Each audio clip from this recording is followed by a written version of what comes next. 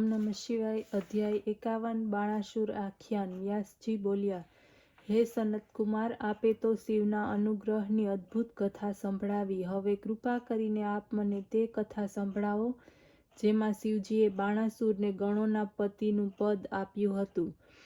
સનતકુમાર કહેવા લાગ્યા, આ ચરિત્રમાં મહાપ્રભુ શિવજીની બાણાસુર ઉપર કૃપા અને ભગવાન શિવનું કૃષ્ણની સાથેનું યુદ્ધ પણ વર્ણવવામાં આવ્યું છે. હવે તમે પોતાના મન અને કાનોથી શિવલીલાયુક્ત એ સુંદર ઇતિહાસનું શ્રવણ કરો. બ્રહ્માના જ્યેષ્ઠ પુત્ર મરીચી એક શ્રેષ્ઠ પ્રજાપતિ હતા, જેના પુત્ર મહામુનિ કશ્યપ બ્રહ્માના મોટા ભક્ત હતા અને સૃષ્ટિની વૃદ્ધિ કરનારા હતા. આ કશ્યપ મુનિની સુશીલ 13 સ્ત્રીઓ હતી, જે દક્ષની 13 કન્યાઓ હતી. એ સર્વમાં સૌથી મોટી દિતિના દૈત્યો થયા અને બાકીની કન્યાઓ દ્વારા સરાચર સહિત સર્વ દેવતાઓની ઉત્પત્તિ થઈ. ત્યારે મોટી સ્ત્રી દિતિનો મોટો પુત્ર હિરણ્યકશ્યપુ અને નાનો હિરણ્યાક્ષ નામના 2 પુત્રો ઉત્પન્ન થયા. તે બંને મહાબળવાન હતા. તેમાં હિરણ્યકશિપુના પ્રહલાદ, અનુહ્રાદ, સંહાદ અને આહ્લાદ નામના 4 પુત્રો થયા. બધામાં નાના પ્રહલાદ જીતેન્દ્રિય અને ભગવાન વિષ્ણુના એક એવા ભક્ત થયા જેનો નાશ કરવામાં કોઈ પણ ભક્ત સફળ ન થયો. એ પ્રહલાદનો પુત્ર વિરોચન એટલો દાની હતો. બ્રાહ્મણના રૂપ ધારી ઇન્દ્રે માગણી કરતાં તેણે પોતાનું મસ્તક પણ કાપી આપ્યું હતું. પછી તેનો પુત્ર બલિ પણ એવો જ દાની થયો. એણે વામન અવતારી ભગવાન વિષ્ણુની માંગણી થતાં સમગ્ર પૃથ્વી દાનમાં આપી દીધી. એ બલિનો ઔરસ પુત્ર ઘણો જ માનનીય અને દાતા હતો. બુદ્ધિમાન, સત્યવક્તા, હજારોને દાન આપનારો, શિવજીનો પરમ ભક્ત બાણાસુર થયો, જેણે પોતાના બળથી 3 લોકના રાજાઓને જીતીને શોણિત નામની નગરી વસાવીને ત્યાં રાજ્ય કરવાનો આરંભ કર્યો. એક સમયે મહાદૈત્યે પોતાના 1000 ભુજાઓથી વાઘની તાંડવ નૃત્ય કરી શિવજીને પ્રસન્ન કર્યા. શિવજીએ એના ઉપર દયા દ્રષ્ટિ કરી વરદાન આપવા આવ્યા. બલિપુત્ર બાણાસુરે પરમેશ્વર શિવજીને ભક્તિથી પ્રણામ કરી તેમને એમનો ગણ સહિત પોતાની પાસે નિવાસ કરવાનું વરદાન માગ્યું. ભક્ત વત્સલ ભગવાન એ વરદાન આપી પોતાના ગણો તથા પુત્રો સહિત પ્રેમપૂર્વક એની પાસે નિવાસ કરવા લાગ્યો. એક સમયે એ શોણિતપુર નગરીની પાસે વહેતી નદીના કિનારે દેવતાઓ તથા દૈત્યો સહિત ક્રીડાઓ આરંભ કર્યો, જેમાં ગંધર્વો અને અપ્સરાઓએ નૃત્ય ગાન કર્યું અને મુનિઓએ આવીને શિવને પ્રણામ કર્યા. એમની પૂજા અને સ્તુતિઓથી જય જય કહીને ઘણી પ્રસન્નતા પ્રાપ્ત કરી. શિવ સર્વ દેવતાઓ અને સિદ્ધોની જળ ક્રીડા જોવા લાગ્યા, પણ શિવ પણ ક્રીડા વિહારમાં ઉન્મત્ત થઈ ગયા અને નંદીશ્વરને મોકલીને કૈલાસથી શૃંગારયુક્ત પાર્વતીને બોલાવડાવ્યા. પતિવ્રતા પાર્વતી શીઘ્ર જ શૃંગાર કરીને શિવજીની પાસે આવવા તૈયાર કરવા લાગ્યા. આ બાજુ પાર્વતીના આવતા પહેલા જ શિવજી તેમના માટે ઉત્કંઠાવાળા બન્યા. અપ્સરાઓએ આ જોયું. તેઓએ તક ઝડપી લેવા વિચાર્યું. અત્યારે જે કોઈ શિવજીની સાથે ક્રીડા કરશે તેને ભગવાન જરૂર સ્ત્રીઓમાં દિવ્ય અને રાણી બનાવશે. એથી કૃષ્માંડ પુત્રી ચિત્રલેખાએ બાણ પુત્રી ઉષાને શિવજીને સ્પર્શ કરવાને માટે ઉત્સાહિત કરી.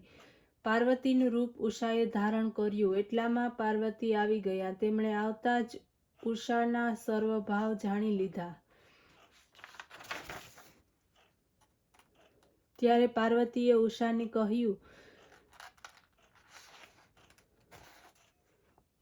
કે મારું રૂપ શા માટે ધારણ કર્યું છે? ઠીક, તો આજ કાર્તિક માસના ઋતુધર્મ પ્રાપ્ત કરનારી તું થઈશ અને વૈશાખ સુદ દ્વાદશીના દિવસે અર્ધરાત્રિ વીતતા તારી સાથે જે કોઈ મનુષ્ય ભોગ પ્રાપ્ત કરશે તેની તું થઈશ. એને એ પ્રમાણે કહીને દેવી પાર્વતી શિવની પાસે જઈને ક્રીડા કરવા લાગ્યા. પછીથી શિવ ત્યાંથી અંતર્ધ્યાન થઈ ગયા. અધ્યાય 52 ઉષા ચરિત્ર. સનતકુમાર બોલ્યા કે એક સમયે પ્રારબ્ધ દોષથી ગર્વિત બાણાસુર તાંડવ નૃત્ય કરીને શિવજીને સંતુષ્ટ કર્યા. પાર્વતી સહિત શિવને પ્રસન્ન થયા જાણીને ખભાને ઝુકાવીને તે હાથ જોડી, હે મહાદેવ, આપના આશીર્વાદથી જ હું આટલો બળવાન છું. આપે જેમને આ 1000 ભુજાઓ આપી છે તેની હું શું કરું? યુદ્ધ વિના આ પર્વત સમાન ભુજાઓનો શો ઉપયોગ છે? હું જ્યારે આ પુષ્ટ ભુજાઓની ખંજવાળને દૂર કરવા દિગ્ગજોની સાથે યુદ્ધ કરવાની ઈચ્છાથી ગયો અથવા પર્વતોને ચૂર્ણ કરવાની ઈચ્છાથી ગયો તો તે ડરથી ભાગી ગયા. મેં યમ, કુબેર, ઇન્દ્ર, વરુણ, નિરુતિ સર્વને જીતી લીધા. માત્ર આપ જ એક એવા છો જેને કોઈ જીતી શકતું નથી. તેથી આપ મને યુદ્ધનો સમય કહો જેમાં મારી આ ભુજાઓ શત્રુઓના હાથથી જર્જરીભૂત થઈ જાય, આ સહસ્ત્ર બાહુ શત્રુઓના હાથે નીચે પડે, તેમજ શત્રુઓને પણ નીચે પાડે, જેનાથી મારા મનોરથ પૂર્ણ થાય. આ સાંભળી ભક્તના ભયનું હરણ કરનાર શિવજી ગુસ્સે થઈ ગયા અને બોલ્યા, હે અહંકારી, તને ધિક્કાર છે. ભક્તના કુળમાં ઉત્પન્ન થઈને તારે આવી વાત કરવી યોગ્ય નથી. તારો આ અહંકાર તરત જ શાંત થશે અને મારા સમાન કોઈ અન્ય બળવાન સાથે તારું પ્રચંડ યુદ્ધ થશે. પછી તારી આ પર્વતાકાર ભુજાઓ મંદારના લાકડાની જેમ કપાઈને નીચે પડશે. ત્યારે તારી સ્થાપિત શસ્ત્રશાળામાં વાયુનો ઉત્પાત થશે. ત્યારે જાણવું કે તારો ભયંકર સમય આવી ગયો છે. આ સાંભળીને દિવ્ય પુષ્પોથી શિવજીની પૂજા કરી અને પ્રણામ કરી અને ફરીથી પોતાના ઘેર આવ્યા. કુભાંડને સર્વ વૃત્તાંત કહ્યા પછી એ સમયની પ્રતીક્ષા કરવા લાગ્યા. એ સમયે દૈવયોગથી બાણાસુર પોતાની ધજાને ભાંગેલી જઈને પ્રસન્ન થયો અને યુદ્ધ કરવાને માટે ચાલ્યો. સાથે સમસ્ત સેના લીધી. તે જોવા લાગ્યો કોણ વીર તેની સામે લડવા ક્યાંથી આવે છે. એવો કોણ છે જે મારી આ 1000 ભુજાઓને આંકડાની સમિધાની જેમ કાપી નાખશે. આ સમયે શિવ પ્રેરિત કાળ ત્યાં આવી પહોંચ્યો, જ્યાં બાણાસુરની પુત્રી સુંદર શૃંગાર સજીને ઊભી હતી. વૈશાખ મહિનો હતો. ત્યારે તે રાત્રિના સમયે વિષ્ણુની પૂજા કરીને સ્ત્રી ભાવને પ્રાપ્ત કરીને ગુપ્ત અંતઃપુરમાં સૂઈ રહી હતી. ત્યારે દિવ્ય માયાના વશીભૂત તથા અનાથના સમાન સૂતેલી તેને પાર્વતી દ્વારા પ્રેરિત કૃષ્ણના પુત્રે ભોગવી અને તે દ્વારકામાં ચાલ્યો ગયો. ત્યારે પોતાની દૂષિત થયેલી જાણીને ઉષા પોતાની સખીઓને કુવચનો કહેતી શરીરનો ત્યાગ કરવાને માટે ચાલી. એ વાત પર કૃષ્માન પુત્રી ચિત્રલેખાએ તેને પૂર્વની કથા સંભળાવી. તે પછી તે પોતાના ગુપ્ત પતિને પ્રાપ્ત કરવા માટેનો ઉપાય વિચારવા લાગી. ચિત્રલેખાએ એક વસ્ત્ર ઉપર સર્વ દેવતાઓ, ગંધર્વો, સિદ્ધો, નાગો અને ઈક્ષ્વાકુના ચિત્રો દોર્યા. મનુષ્યોમાં ઉત્તમ આનંદ, દુદુંભી, રામકૃષ્ણ અને પ્રદ્યુમ્નનું ચિત્ર બનાવ્યું. પછી અનિરુદ્ધના ચિત્રને જોઈને ઉષા લજ્જિત બની. નીચા મુખે તે મનના ઘણી જ પ્રસન્ન થઈ તથા ચિત્રલેખાને તેણે સૂચવ્યું કે આ પુરુષે જ રાત્રે મારા મનમાં પ્રવેશ કર્યો છે. આ ઉપરથી ચિત્રલેખાએ એનું નામ, વંશ વગેરે કહીને એના કુળનું વૃત્તાંત સંભળાવ્યું, જેને સાંભળીને બાણાસુરની પુત્રી મુગ્ધ થઈ ગઈ. તે પોતાની સખીની પાસે તેને મળવાની ઉત્કંઠા વ્યક્ત કરવા લાગી અને બોલી, તમે ગમે તે રીતે તેને અહીં લાવીને મને સુખી કરો. મંત્રી કન્યા ચિત્રલેખા વિસ્મિત થઈને એને લાવવાનો વિચાર કરવા લાગી. તેનામાં મનમાં જેવી ગમન શક્તિ હતી. જ્યેષ્ઠ કૃષ્ણ ચતુર્દશીના દિવસે તે યોગીની દ્વારકા પહોંચી. ચિત્રલેખાએ તામસ યોગથી અંધકાર પ્રસારિત કર્યો. શૈયા ઉઠાવી અને માથા પર મૂકી ક્ષણ માત્રમાં જ શોણિતપુરમાં આવી ગઈ. ઉષાને આશ્ચર્ય થયું. એનાથી તે કામક્રીડા કરવા લાગી. પરંતુ જ્યાં તે ક્રીડા કરવાનો આરંભ કર્યો ત્યાં જ એની જાણકારી બધાને થઈ ગઈ. દ્વાર પર ઊભેલા દ્વારપાલોએ એની સૂચના બાણાસુરને આપી. કન્યાનું દૂષણ સાંભળીને બાણાસુર ઘણું જ આશ્ચર્ય થયું. અધ્યાય 53 બાણાસુર યુદ્ધ. સનતકુમાર બોલ્યા, ત્યારે ક્રોધી બાણાસુરે ત્યાં જઈને અનિરુદ્ધને જોયો, જે શરીરથી સુંદર તેમજ લીલાયુક્ત પોતાની પૂર્વ અવસ્થામાં સ્થિર હતો. ત્યારે ક્રોધથી વ્યાકુળ અને યુદ્ધમાં નિપુણ દૈત્ય અનિરુદ્ધને દુષ્ટ અને મૂર્ખ કહીને યુદ્ધને માટે લલકાર્યો અને તેણે કહ્યું કે તે મારી પુત્રીની સાથે બળાત્કાર કેમ કર્યો છે. એને પોતાની 10,000 સૈનિકોવાળી સેનાને આજ્ઞા આપી કે એને યુદ્ધમાં પરાસ્ત કરીને મારી પાસે બાંધી લાવો.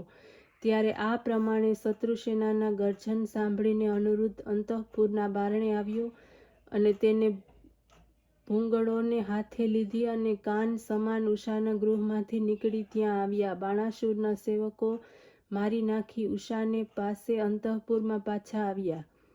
પછી બાણાસુરે પોતાના યુદ્ધ પ્રવીણ મંત્રી કુષ્માંડને બોલાવીને અનિરુદ્ધ સાથે યુદ્ધ કરવાને માટે તેને મોકલ્યો, પરંતુ અનિરુદ્ધ તો શિવજી દ્વારા રક્ષિત હતો.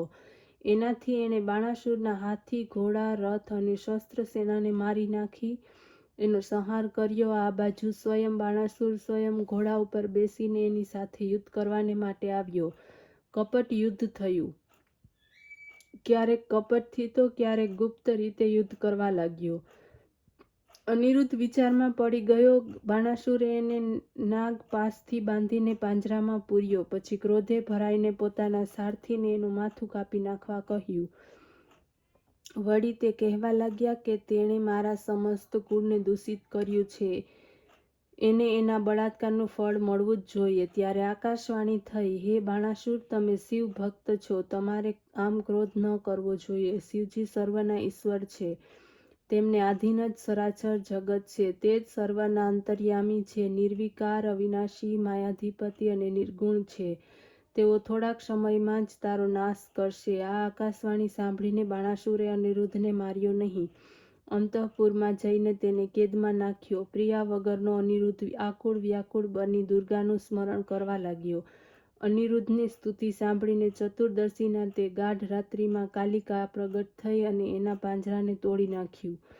શિવશક્તિને લીધે છૂટેલા અનિરુદ્ધ બાણાસુરની કન્યા પાસે આવ્યો. ત્યાં પેય પદાર્થોનું પાન કરીને સુખી થયો. લાલ લાલ નેત્રોવાળી તેણે બાણાસુરની કન્યાની સાથે વિવાહ કર્યો. અધ્યાય 54 કૃષ્ણ વગેરેનું યુદ્ધ. વ્યાસજીએ કહ્યું, હે મુનિ શ્રેષ્ઠ, જ્યારે કુષ્માંડની પુત્રીએ શ્રીકૃષ્ણના પૌત્ર અનિરુદ્ધનું હરણ કર્યું ત્યારે શ્રી કૃષ્ણે શું કર્યું? આ મારી ઈચ્છા એ ચરિત્ર સાંભળવાની છે. સનતકુમાર કહેવા લાગ્યા, હે મુનિશ્રેષ્ઠ, અનિરુદ્ધના ગયા પછી જ્યારે શ્રીકૃષ્ણ સ્ત્રીઓનું રડવું સાંભળ્યું તો એમને ઘણું જ દુઃખ થયું અને વર્ષાના 4 મહિના એમણે આમ જ દુઃખમાં પસાર કરી દીધા.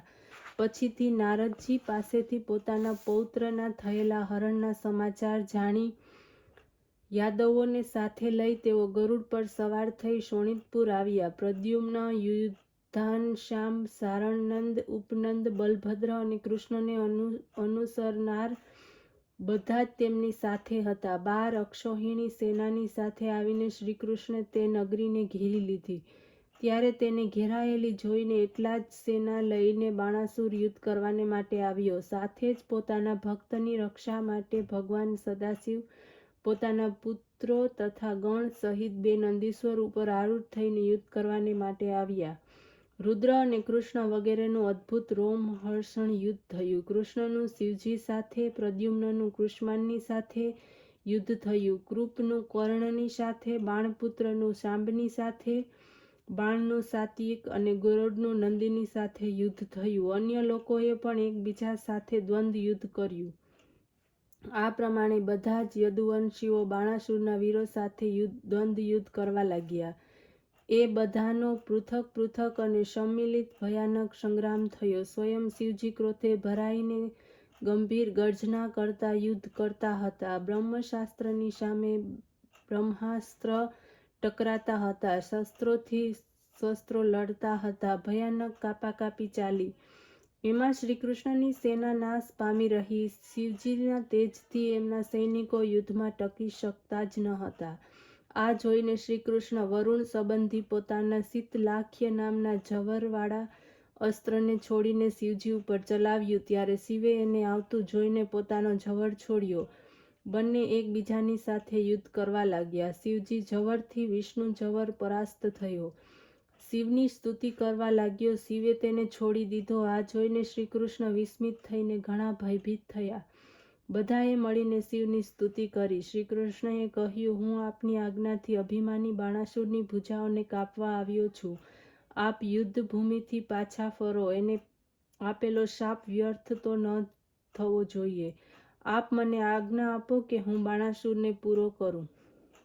શ્રીકૃષ્ણના આ વચનો સાંભળીને શીઘ્ર કહેવા લાગ્યા, સત્ય છે, મેં બાણાસુરને શાપ આપ્યો છે, આપ મને મારો, પરંતુ હું તો ભક્તોને આધીન છું, મારા દેખતા એને ન મારો, તેથી પહેલા આપ મને જુંભ શાસ્ત્ર વડે મોહ પમાડો, પછી તમે તમારું કાર્ય યથેચ્છ કરી સુખી થાઓ. સનતકુમાર બોલ્યા, શિવે આમ કહ્યા પછી શ્રી કૃષ્ણ અત્યંત વિસ્મય પામ્યા. તે પોતાના યુદ્ધ પ્રત્યે આવી પ્રસન્ન થયા. હે વ્યાસ, આ સમયે અનેક અસ્ત્રોમાં કુશળ ભગવાન શ્રી કૃષ્ણ શિવના ઉપર જલ્દી જુંભકાસ્ત્ર વડે જુંભિત થયેલ શિવને મોહિત કરી ખડગ, ગદા તથા વૃષ્ટિ વડે બાણાસુરની ભુજાઓનું છેદન કર્યું. ઓમ નમઃ શિવાય.